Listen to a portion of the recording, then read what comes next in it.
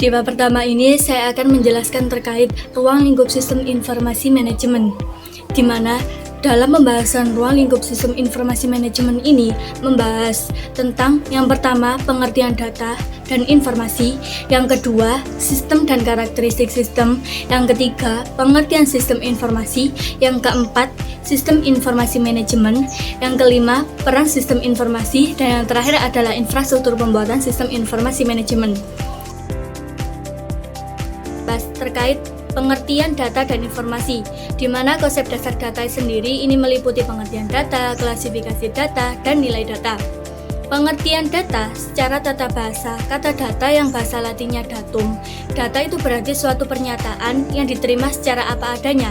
Maka dapat ditarik kesimpulan tentang pengertian data adalah fakta-fakta, peristiwa, kenyataan, kejadian-kejadian, pengamatan, huruf, angka, gambar, serta simbol yang belum memiliki makna atau arti. Yang kedua yakni tentang klasifikasi data. Klasifikasi data sendiri ini dapat dibedakan berdasarkan jenis, sifat, cara memperoleh, ruang lingkupnya, dinamika, dan sumbernya. Yang ketiga yakni menjelaskan tentang nilai data. Indikator sebuah data yang memiliki nilai itu ada 3 ketentuannya. Yang pertama ini tentang ketelitian data atau precision data, yang kedua kompabilitas data atau compatibility data, yang ketiga yakni validitas atau validity data. Sekarang saya akan menjelaskan tentang konsep dasar informasi, di mana konsep dasar informasi ini sendiri memuat pengertian data, karakteristik informasi, kualitas informasi, dan juga siklus informasi. Pengertian informasi dalam bahasa Latin, informasi adalah informationem, yang memiliki arti konsep, ide, garis besar. Maka dapat ditarik kesimpulan bahwasanya informasi diartikan sebagai hasil dari pengolahan data mentah menjadi data yang dimana sudah memiliki makna, serta bisa diterima dan bermanfaat, serta bisa dipergunakan untuk menentukan sebuah keputusan. Yang kedua yakni tentang karakteristik informasi, di mana ciri-ciri sebuah informasi dapat diketahui sebagai berikut. Yang pertama yakni dari segi benar atau salah, apabila informasi dapat diterima dan dipercaya. Yang kedua yakni baru, informasi yang baru diterima atau diketahui oleh penerimanya. Yang ketiga yakni tambahan informasi yang diterima untuk menambahkan atau memperbarui informasi yang telah diterima sebelumnya. Yang keempat yakni tentang korektif. Dalam hal ini, informasi akan menjadi pembentuk dari informasi yang sebelumnya. Yang kelima yakni penegas dalam artian mempertegas informasi yang sebelumnya diterima. Sekarang menjelaskan tentang kualitas informasi, di mana kualitas informasi itu ada tiga hal yang akan mempengaruhi kualitas sebuah informasi. Yang pertama, akurat, kedua, tepat waktu, yang ketiga, relevansi.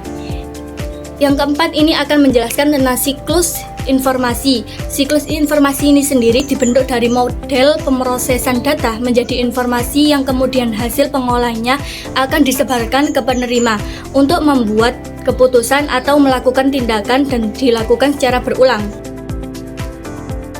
Dalam pembahasan sistem dan karakteristik sistem ini sendiri memuat pengertian sistem, di mana pengertian sistem berasal dari bahasa Yunani yakni sustema, dan bahasa Latinnya adalah sistema, yang berarti kumpulan bagian-bagian yang saling terhubung yang membentuk suatu kesatuan.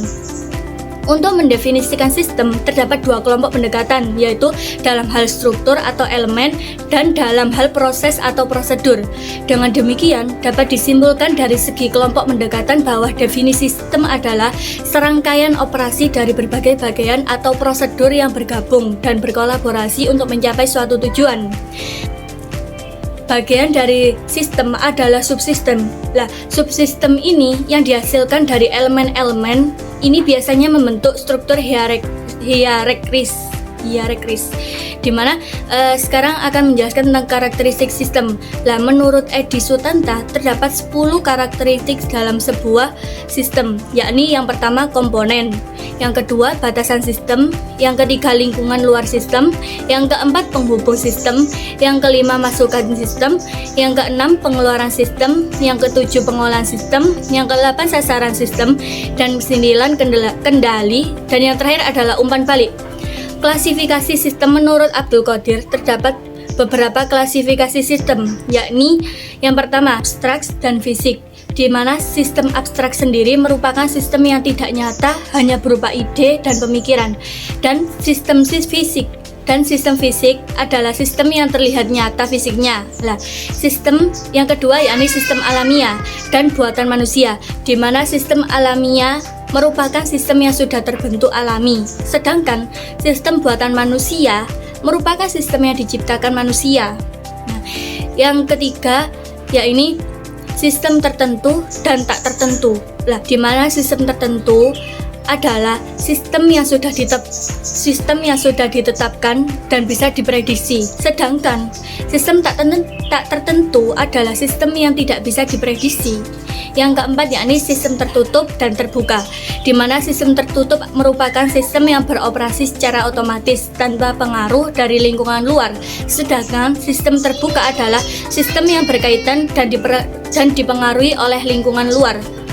Yang ketiga yakni bahasanya siklus hidup sistem, di mana siklus hidup sistem adalah model yang digunakan untuk menggambarkan fase-fase yang dilalui sebuah organisasi saat penerapan perencanaan strategis. Nah, pendekatan air terjun dalam pengembangan dan penggunaan sistem adalah nama umum untuk metodologi ini.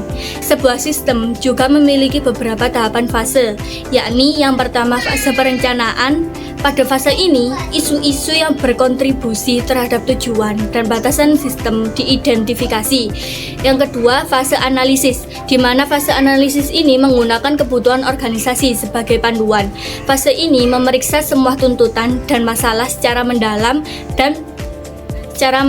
dalam sebuah sistem. Yang ketiga yakni fase desain. Fase desain sendiri adalah saat gambaran pengembangan sistem digambarkan dengan mempertimbangkan kebutuhan sistem dalam perusahaan dan studi sistem sebelumnya. Yang keempat yakni implementasi. Pada fase ini, berbagai ahli di berbagai bidang bekerja sama untuk merancang dan menguji sistem baru yang sedang dibangun, dengan tujuan menciptakan sistem terbaik yang dapat digunakan di dalam perusahaan. Yang kelima yakni fase pemanfaatan dan pemeliharaan. Selama tahap ini, sistem operasional digunakan dan dipelihara. Pada pembahasan yang ketiga yakni terkait pengertian sistem informasi, di mana pengertian sistem informasi sendiri didefinisikan sebagai kumpulan komponen yang saling terhubung yang bekerja sama untuk mengumpulkan, menyimpan, memproses, dan mendistribusikan informasi. Informasi ini digunakan sebagai dasar untuk pengambilan keputusan internal dan pengawasan yang memastikan bahwa tujuan organisasi bisa tercapai. Dalam komponen sistem informasi dibentuk dengan 6 komponen, yakni blok input, di mana blok input adalah prosedur atau pendekatan yang digunakan untuk memproses dan mengumpulkan data untuk sebuah sistem. Yang kedua, model blok, di mana adalah sekumpulan model matematis, komponen logis, dan proses yang menangani dan memproses masukan, menyimpannya, dan menghasilkan keluaran yang memenuhi standar yang telah ditentukan. Yang ketiga yakni blok keluaran, di mana merupakan apa yang dilihat menggunakan sistem setelah masukan diproses dan diubah. Yang keempat yakni blok teknologi, di mana adalah kumpulan teknologi yang membantu dalam input, pemrosesan, dan penyimpanan serta akses, presentasi output, dan kontrol sistem secara umum. Nah, yang kelima yakni blok basis data, di mana merupakan media penyimpanan yang digunakan untuk menyebarkan informasi. Yang keenam yakni blok kontrol, di mana adalah sebuah pengendalian yang dibuat untuk mengontrol dan melindungi dari kesalahan sistem baik berasal dari luar maupun dari dalam.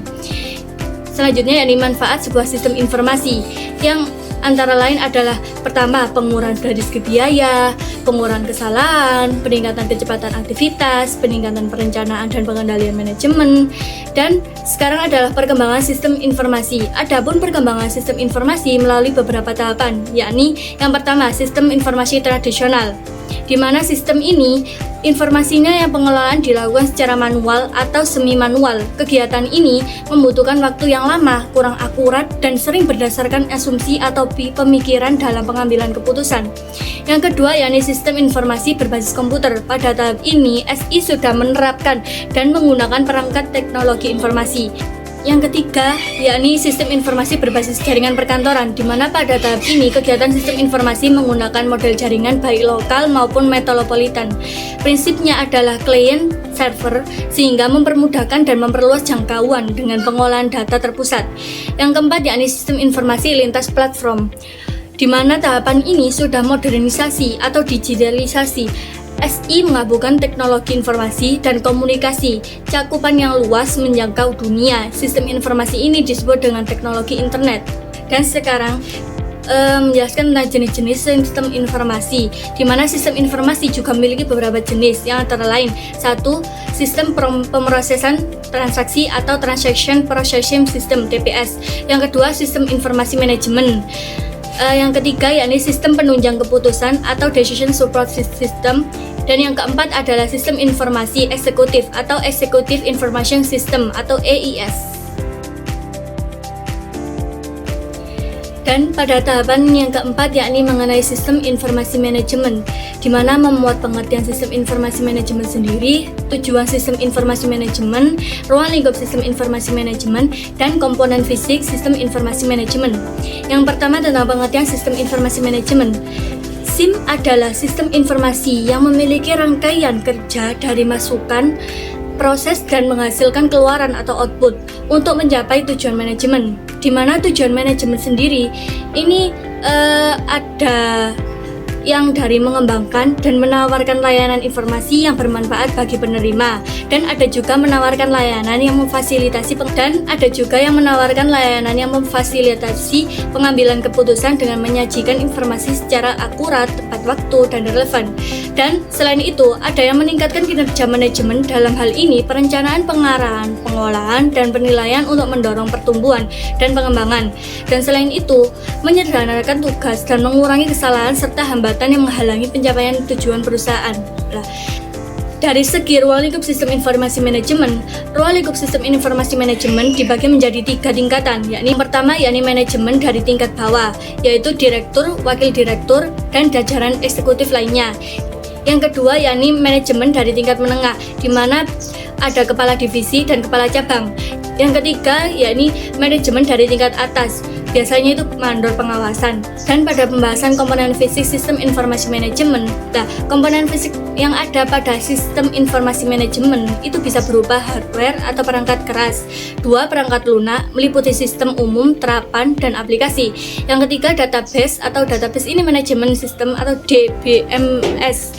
Yang keempat, yakni prosedur. Yang kelima, petugas pengoperasian.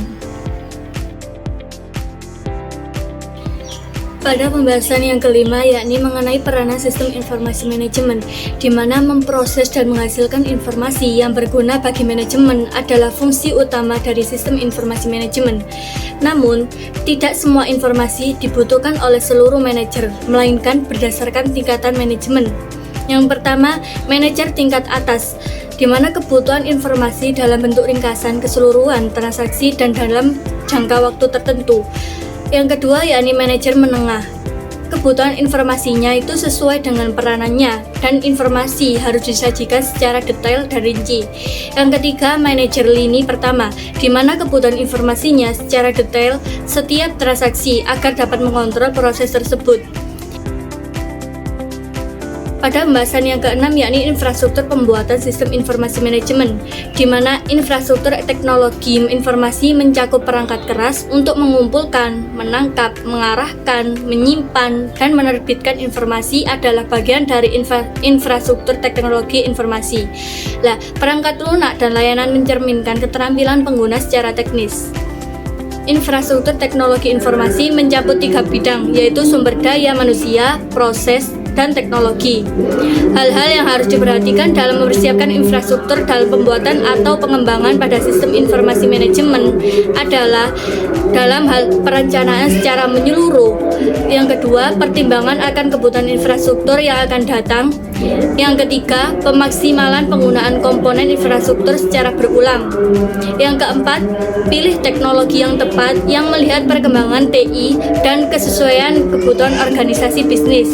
Yang kelima, penetapan prosedur, perencanaan, dan pengolahan infrastruktur.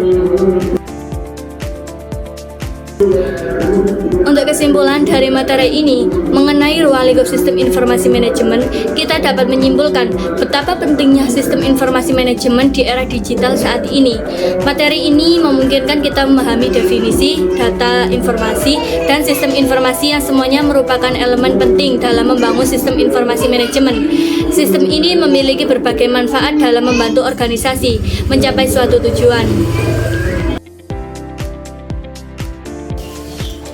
Pada bab yang kedua ini menjelaskan terkait pengambilan keputusan dan sistem informasi manajemen, di mana dalam pembahasan kali ini akan menyebutkan yang pertama konsep fungsi dan biaya, yang kedua pengambilan keputusan dalam perusahaan, yang ketiga pengambilan keputusan dengan sistem informasi manajemen, yang keempat analisis kebutuhan sistem informasi, dan yang terakhir adalah analisis kebutuhan sistem informasi. Dan yang pertama saya akan menjelaskan terkait konsep fungsi dan biaya, di mana operasi proses bisnis terkait erat dengan biaya, karena setiap perusahaan tentu membutuhkan biaya. Mustahil untuk proses tanpa biaya dukungan. Keberadaan proses operasi ini akan mencapai kegiatan bisnis maksimum. Secara umum, biaya adalah semua pengorbanan yang perlu dikorbankan untuk diproses produksi dalam mata uang dengan harga pasar yang berlaku, baik itu terjadi ataupun tidak. Lah, dari ini beberapa elemen kunci dari definisi biaya meliputi: 1. Biaya adalah pengorbanan sumber daya ekonomi. 2. Diukur dalam mata uang. 3. Sesuatu yang terjadi atau akan terjadi. Yang keempat, pengorbanan untuk tujuan tertentu. Lah, dari ini terdapat klasifikasi biaya, di mana klasifikasi biaya adalah proses sistematis pengelompokan biaya dari semua elemen biaya yang ada ke dalam kelompok yang lebih ringkas untuk memberikan suatu informasi. Pada umumnya, klasifikasi biaya ditentukan sesuai dengan tujuan yang ingin dicapai dari klasifikasi tersebut, karena dalam akuntansi biaya dikenal konsep biaya yang berbeda untuk tujuan yang berbeda. Biaya dapat diklasifikasikan berdasarkan: yang pertama, berdasarkan objek biaya, yang kedua, berdasarkan fungsi bisnis utama, yang ketiga, biaya yang berkaitan dengan volume produksi, yang keempat, pengeluaran yang berhubungan dengan pengeluaran yang dibiayai sendiri, yang kelima, biaya hubungan dengan istilah dalam hubungan waktu.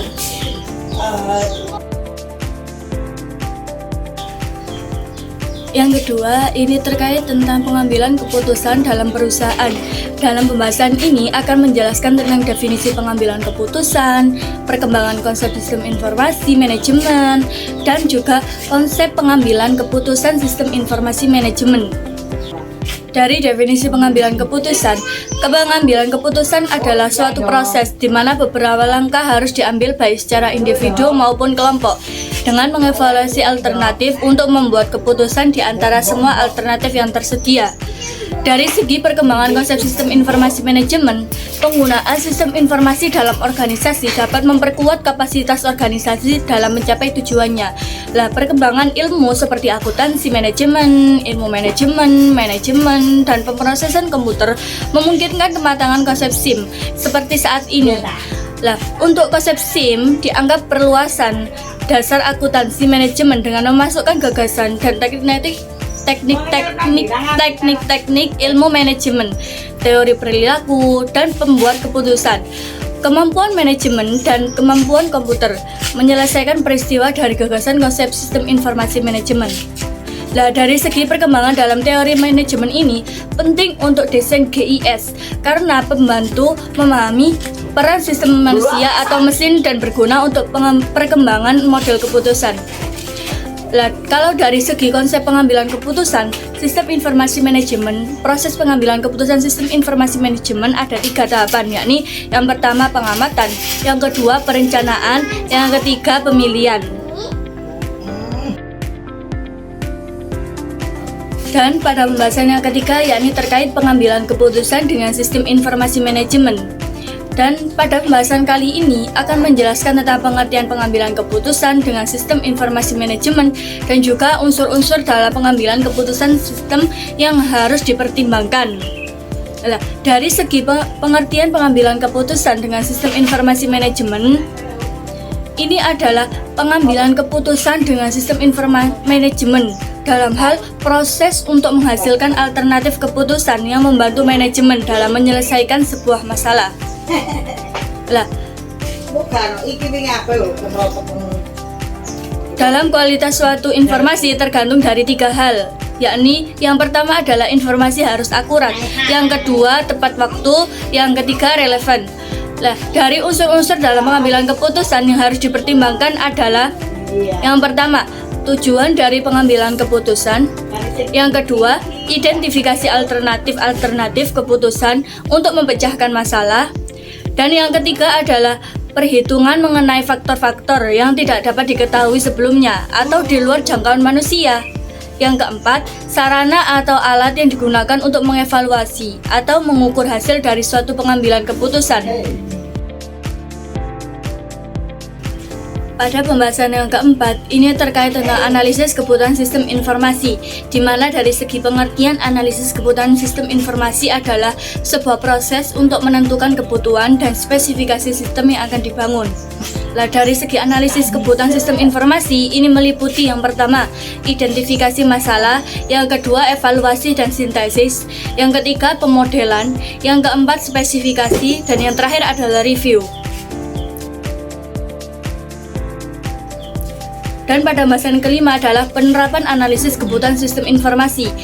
Dan dari segi pengertian, penerapan analisis kebutuhan sistem informasi adalah sebuah proses untuk menentukan spesifikasi kebutuhan sistem, termasuk komponen-komponen yang dibutuhkan dalam pembangunan sistem. Dokumen analisis kebutuhan sistem informasi manajemen ini menggunakan System Development Life Cycle atau SDLC. Tujuan dari analisis kebutuhan sistem informasi ini sendiri terdapat antara lain, yang pertama, membantu memperbaiki masalah yang ada selama proses pengembangan sistem. Yang kedua, mengetahui ruang lingkup produk dan memakai yang akan menggunakannya. Yang ketiga, mengungkapkan hal-hal yang penting dari permasalahan dan mengabaikan yang tidak penting. Dari kesimpulan dari materi pengambilan materi keputusan dan sistem informasi manajemen, dapat disimpulkan bahwasanya sistem informasi manajemen sangat penting di era digital ini karena mendukung organisasi dalam menyelesaikan sebuah masalah, mengalokasikan sumber daya, dan mencapai tujuannya. Pada pembahasan yang ketiga, yakni terkait konsep, fitur, tipe sistem pendukung keputusan, di mana dalam bab ini akan membahas yang pertama, konsep sistem pendukung keputusan, yang kedua, fitur sistem pendukung keputusan, yang ketiga, tipe sistem pendukung keputusan, dan yang terakhir adalah interaksi manusia komputer. Di mana yang pertama saya akan menjelaskan tentang konsep sistem pendukung keputusan. Konsep sistem pendukung keputusan atau Decision Support System (DSS) pertama kali diperkenalkan pada awal tahun 1970-an oleh Michael Scott Morton. Nah, konsep sistem pendukung keputusan atau Decision Support System (DSS) adalah sebuah sistem informasi berbasis komputer yang tujuan utamanya adalah membantu pembuatan keputusan, memanfaatkan data dan model untuk menyelesaikan masalah-masalah yang bersifat tidak struktur dan semi-struktur. DSS sendiri dirancang untuk menunjang seluruh tahapan pembuatan keputusan yang dimulai dari tahapan mengidentifikasi masalah, memilih data yang relevan, menentukan pendekatan yang digunakan dalam proses pembuatan keputusan, sampai pada kegiatan mengevaluasi pemilihan alternatif.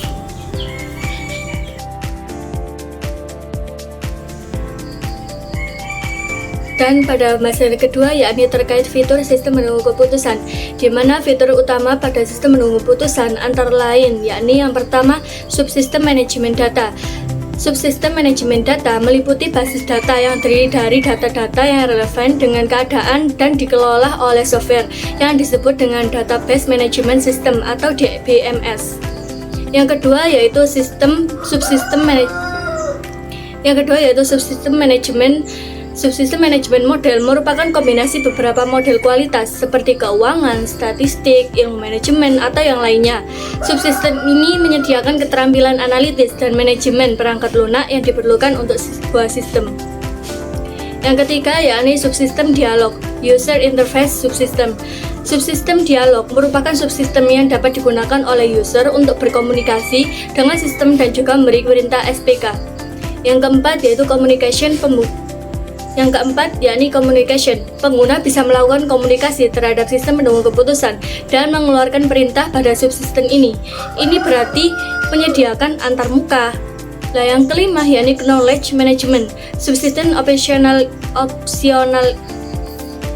Yang kelima, Yang kelima yakni knowledge management, di mana subsistem ini mampu menyokong subsistem lain dan dapat berfungsi sebagai komponen yang independen.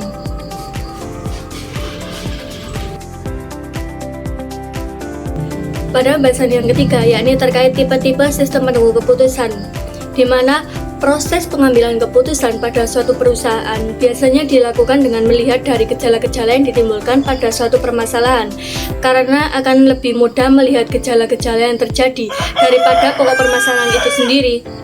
Nah, untuk menyelesaikan permasalahan sampai ke akar permasalahan yang sebenarnya, diperlukan suatu metode tertentu sesuai dengan tipe pengambilan keputusan agar penyelesaian masalah tersebut tidak menimbulkan masalah yang baru.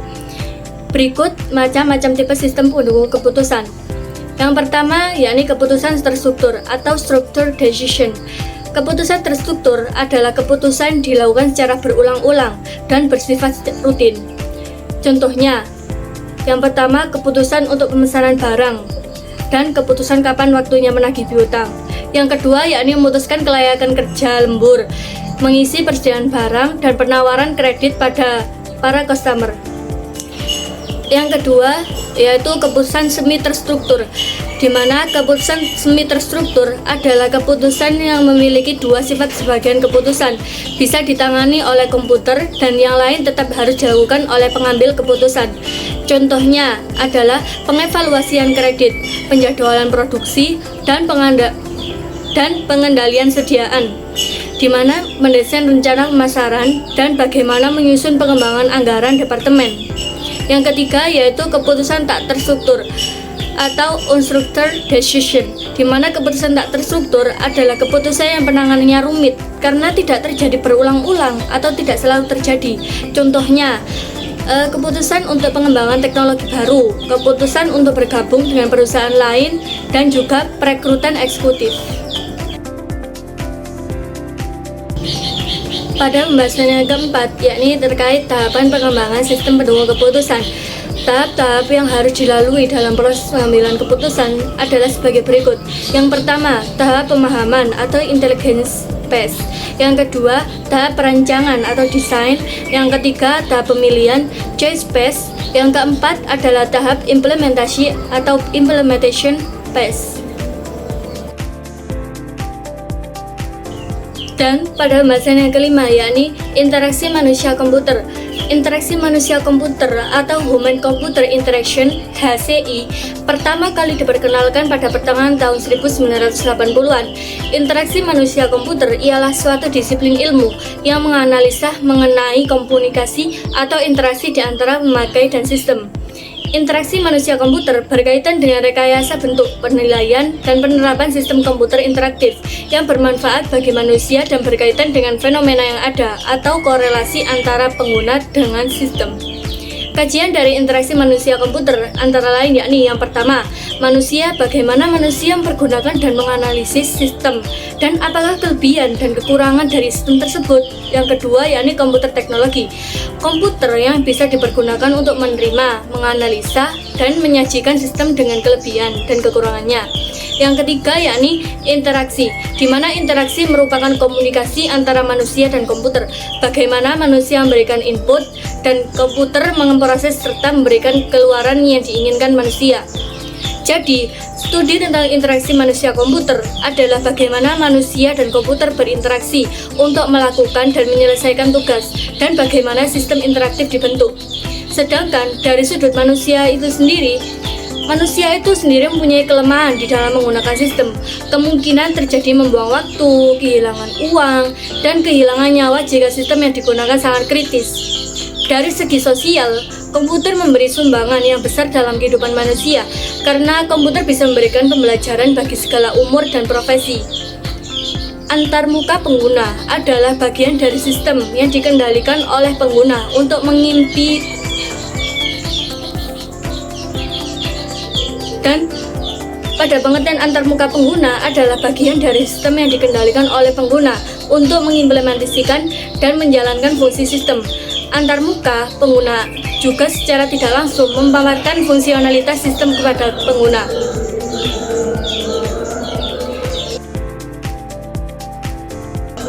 Maka pada hal ini bisa disimpulkan dari fitur sistem pendukung keputusan atau SPK dalam informasi manajemen adalah bahwa SPK membantu pengambilan keputusan yang lebih efektif dan efisien melalui analisis data, simulasi, visualisasi, dukungan kolaboratif, dan peningkatan kecepatan serta ketepatan. Dengan memanfaatkan SPK, manajer dapat menghadapi kompleksitas lingkungan bisnis dengan lebih baik, menghasilkan keputusan yang lebih informasional dan strategis.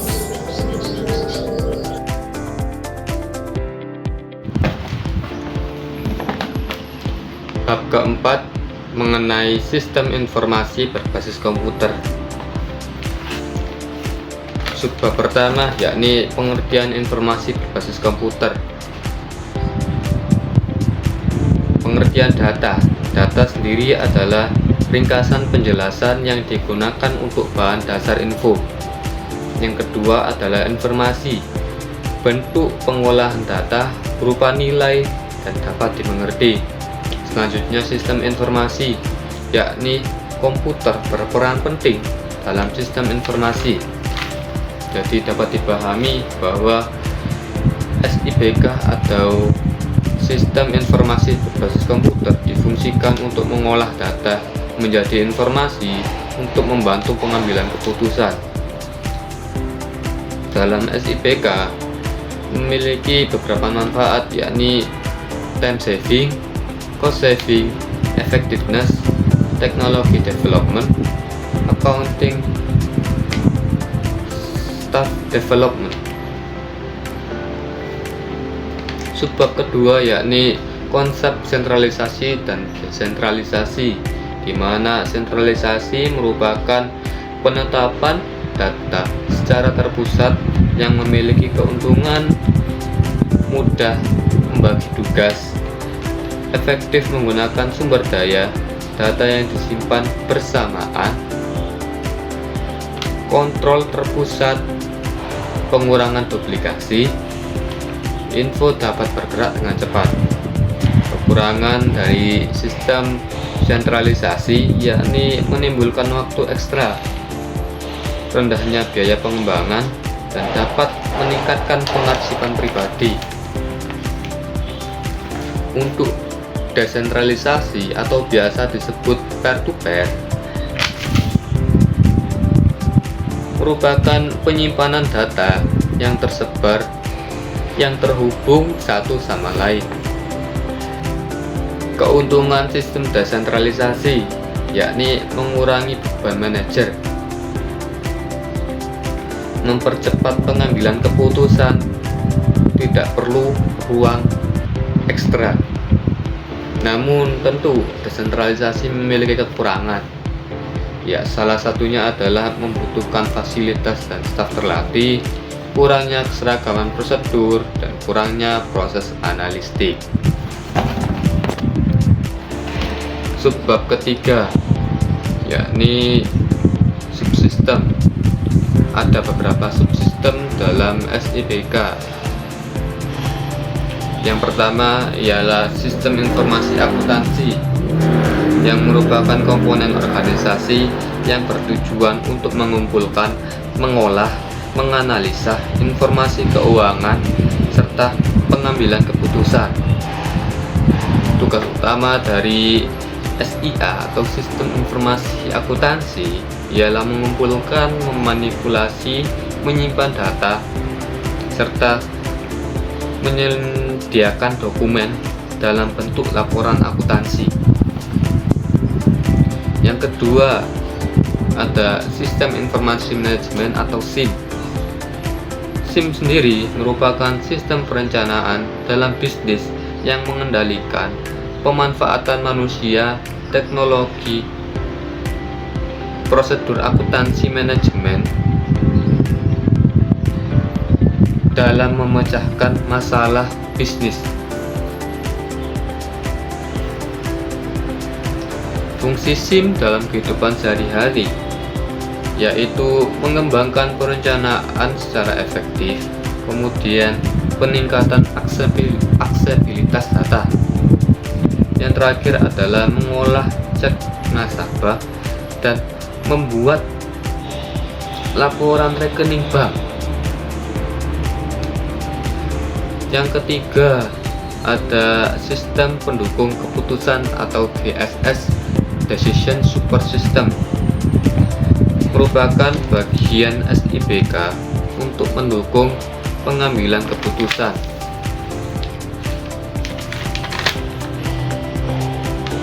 Di mana DSS memiliki tahapan, yaitu pertama, pemfinisan data, yang kedua adalah pengumpulan data yang relevan, yang ketiga pengolahan data menjadi informasi, yang keempat adalah laporan grafik maupun tulisan. Tujuan dari DSS yaitu membantu penyelesaian masalah semi terstruktur, mendukung manajer dalam pengambilan keputusan, meningkatkan efektivitas pengambilan keputusan. Kemudian ada otomasi kantor, yaitu penggabungan teknologi tinggi melalui perbaikan proses pelaksanaan pekerjaan guna meningkatkan produktivitas pekerjaan. Yang terakhir yaitu sistem pakar atau program komputer yang mengandung pengetahuan dari satu atau lebih pakar dalam bidang spesifik. Di dalam SIBK ada beberapa tahapan evolusi atau siklus hidup, di mana yang pertama ada sistem analisis, yang kedua adalah conceptual design, yang ketiga adalah physical design, yang keempat adalah implementation and conversation, yang terakhir atau yang kelima adalah operation and maintenance. Perkembangan SIBK tersendiri memiliki beberapa evolusi juga. Yang pertama, evolusi fokus awal pada data, yang kedua fokus baru pada informasi, kemudian fokus revisi pada pengambilan keputusan, dan fokus sekarang pada komunikasi, dan fokus terakhir atau fokus potensial pada konsultasi AI. Perkembangan SIBK yang pertama adalah IoT atau Internet of Things, yaitu teknologi berkirim data melalui koneksi tanpa bantuan komputer dan manusia, yang bertujuan untuk memperluas manfaat dan konektivitas internet yang terhubung secara terus-menerus. Teknologi pendukung dalam IoT yang pertama adalah sensor, yang kedua kecerdasan buatan, yang ketiga koneksi jaringan, yang keempat perangkat mikro. Contoh IoT yaitu mobil otomatis, ya, ada CCTV lalu lintas, mengecek detak jantung, kemudian solar panel. Manfaat IoT yaitu efisien, monitoring yang praktis, dan koneksi mudah. Yang kedua ada computer vision, yakni gabungan pengolahan gambar dan pengenalan pola, di mana computer vision berfungsi mendapat informasi lebih jelas, kemudian meningkatkan kualitas gambar dan dapat menganalisa serta memahami objek. Contoh dari computer vision yaitu scan QR code. Pemanfaatan CV dalam berbagai bidang. Yang pertama, matematika dapat memahami rumus melalui sensor kamera. Yang kedua, AI dapat melakukan scan foto atau sidik jari. Yang ketiga, industri, otomatisasi pembuatan barang produksi. Yang keempat, kendaraan, yaitu sistem autopilot. Yang kelima, medis, sinar X, gambar tomografi. Kemudian selain IoT dan CV atau computer vision, ada beberapa lagi, yaitu smart application atau aplikasi penggabung data, smart telemarketing atau asuransi, smart care atau call center, smart collection atau desk call perusahaan finansial, kemudian smart hospital, dan yang terakhir smart app kreator. Dapat disimpulkan dari bab 4 ini, yaitu SIPK merupakan pengolahan data menjadi informasi untuk membantu pengambilan keputusan, di mana sistem ini berkembang pesat seiring dengan kemajuan teknologi. Sistem ini pula mampu meningkatkan efisiensi dan keefektivitasan pengolahan data. Kemudian dalam SIPK juga dibagi menjadi dua, yaitu pengolahan data tersentralisasi dan desentralisasi. Di mana sentralisasi yaitu pengolahan data secara terpusat, dan desentralisasi pengolahan data secara terpisah. Ada beberapa manfaat dari SIPK juga, yaitu kemudahan akses, penghematan waktu, dan akurasi data.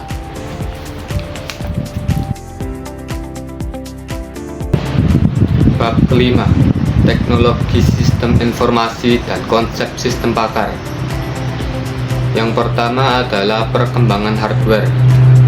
Hardware sendiri ialah perangkat keras komputer yang dapat disentuh secara fisik, di mana komponennya adalah prosesor, memori, dan perangkat input-output. Perkembangan hardware semakin cepat, sederhana hingga kompleks, didorong kebutuhan pemrosesan data yang lebih efisien. Komponen dari hardware tadi kan ada prosesor, memori, dan input-output. Prosesor sebagai contoh adalah memori, kemudian ALU dan controller. Sedangkan memori ada dua, yakni RAM dan ROM, di mana RAM adalah penyimpanan sementara dan ROM adalah penyimpanan permanen. Selanjutnya adalah komponen input-output, yaitu yang memasukkan perintah. Komponennya ialah keyboard, mouse, kemudian monitor, dan printer. Selanjutnya adalah perkembangan software. Software adalah serangkaian instruksi atau program komputer yang dirancang untuk menjalankan tugas-tugas tertentu, yang meliputi sistem operasi dan program utilitas. Contohnya adalah aplikasi perbankan, kemudian paket Microsoft Office. Selanjutnya kita ke jaringan dan internet, yang merupakan sekumpulan komputer dan perangkat yang saling terhubung, memungkinkan pertukaran data. Jaringan dan internet terdiri dari node atau komputer dan link atau kabel atau nirkabel. Manfaat dari jaringan dan internet: yang pertama, berbagi sumber daya, kemudian keandalan tinggi, kemudian skalabilitas, komunikasi jarak jauh, dan akses informasi. Selanjutnya kita ke data warehouse. Data warehouse merupakan basis data komprehensif yang mendukung analisa keputusan dengan menyediakan ringkasan dan rincian informasi. Fungsi dari data warehouse ialah memudahkan pengambilan keputusan, memberi akses data cepat, menyediakan data konsisten, kemudian pengoptimalan ROI atau Return of Investment. Manfaatnya dari data warehouse adalah membantu menghasilkan informasi terstruktur dan akurat.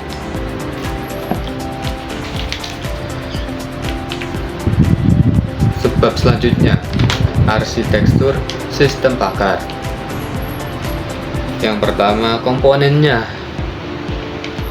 yaitu komponen dari arsitektur sistem pakar itu apa? Yang pertama, lingkungan pengembangan. Yang kedua adalah lingkungan konsultasi, di mana keduanya bermanfaat atau berguna untuk memasukkan pengetahuan dan pengaksesan pengetahuan. Kemudian ada interaksi pengguna, masih di subbab arsitektur sistem pakar, di mana interaksi pengguna mengakses pengetahuan ahli untuk membantu memecahkan masalah. Subbab selanjutnya ialah interaksi manusia dan komputer, di mana interaksi manusia dan komputer adalah bidang yang mempelajari cara mendesain, menilai, menerapkan sistem komputer interaktif. Fokus utama dari interaksi manusia dan komputer yakni memahami bagaimana manusia merespon dan berinteraksi dengan komputer untuk pemrosesan informasi dan komunikasi. Dapat disimpulkan bahwa sistem pakar merupakan program komputer menggunakan AI untuk mensimulasikan penilaian dan perilaku ahli. Sistem pakar sendiri ada untuk membantu, bukan untuk mengganti. Pada intinya, komputer memiliki potensi lebih dari sekedar kalkulasi dasar dan mampu memecahkan masalah yang rumit. Bab ke-6, tren e-commerce. E-commerce sendiri memiliki beberapa definisi. Yang pertama adalah definisi dari ahli, yakni Profesor Raffi dan Andrew B. Winston, bahwa e-commerce ialah komponen terpenting dalam e-business, di mana e-business adalah seluruh strategi dalam berbisnis. Kemudian dari Dr. Brian Alan Klein, e-commerce ialah sistem pengoperasian karya profesional untuk meningkatkan hubungan perusahaan dan pelanggan. Kemudian yang kedua adalah definisi menurut kesepakatan organisasi dunia, di mana mereka sepakat e-commerce adalah kegiatan komersil dengan menggunakan jaringan dalam transaksi elektronik. Fitur-fitur dalam e-commerce apa saja sih? Yang pertama, ubiquity, yakni penggabungan aksesibilitas, jangkauan, kemudian portabilitas. Yang kedua, global reach, di mana transaksi yang melintasi batas budaya dan nasional. Yang ketiga, universal standard, di mana standarnya global universal. Kemudian richness, di mana kompleksitas isi pesan atau peningkatan layanan yang bisa lebih pribadi. Yang kelima adalah interaktif antara penjual dan pembeli.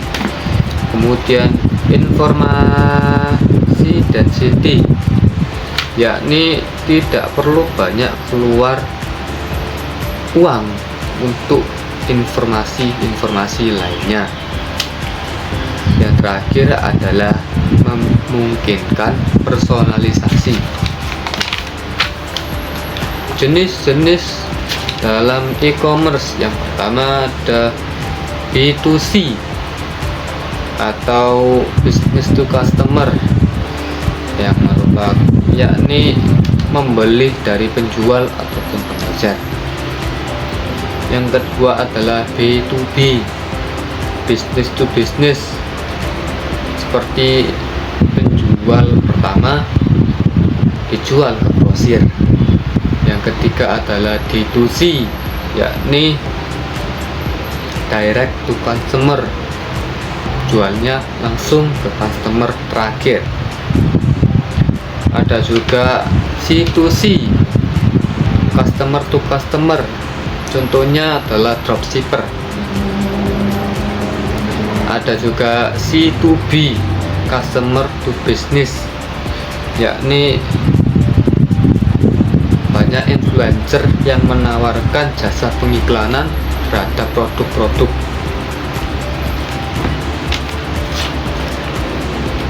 Ada juga metode-metodenya dalam e-commerce. Pertama adalah metode tradisional, yaitu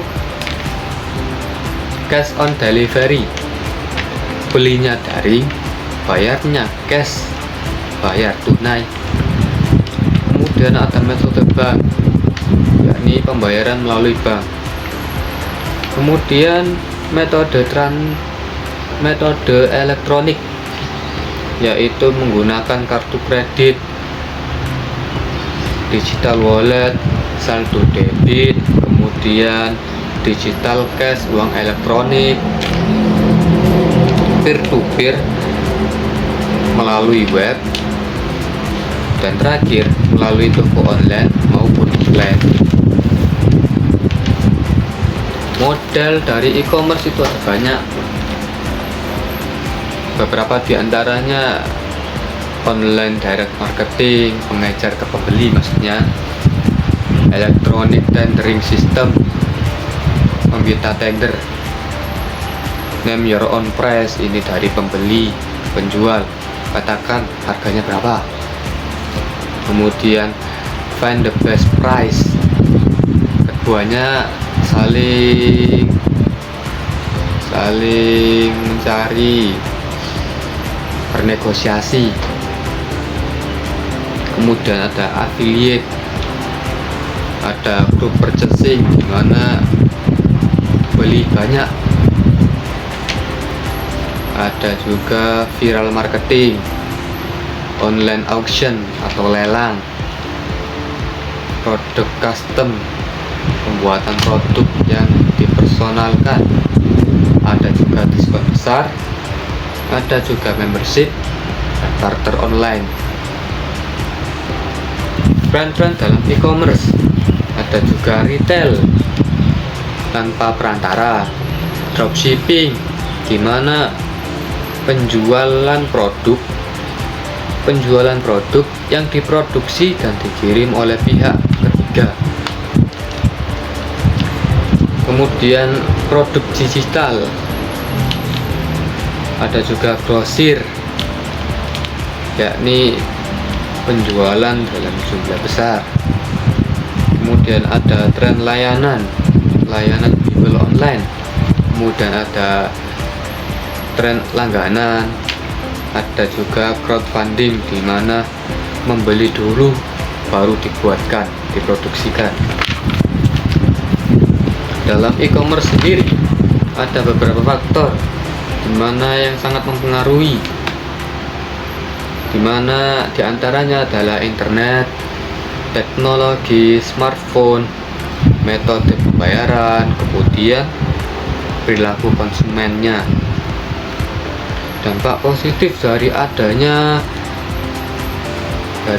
e-commerce itu apa? Yang pertama, memudahkan promosi produk, menciptakan seluruh saluran distribusi baru, kemudian penghematan biaya dan waktu. Dampak positif dari e-commerce itu apa? Yang pertama, memudahkan promosi produk, kemudian menciptakan saluran distribusi baru. Yang ketiga, menghemat biaya, kemudian waktu. Negatifnya apa sih? Yang pertama, ketimpangan sosial, produk tidak sesuai, kemudian perilaku konsumtif.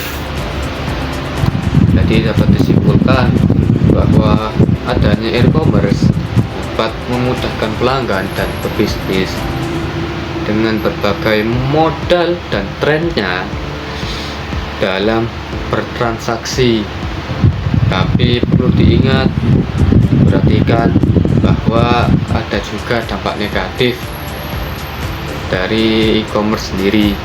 Maka dari itu, dalam pelaksanaannya harus tetap dengan bertanggung jawab.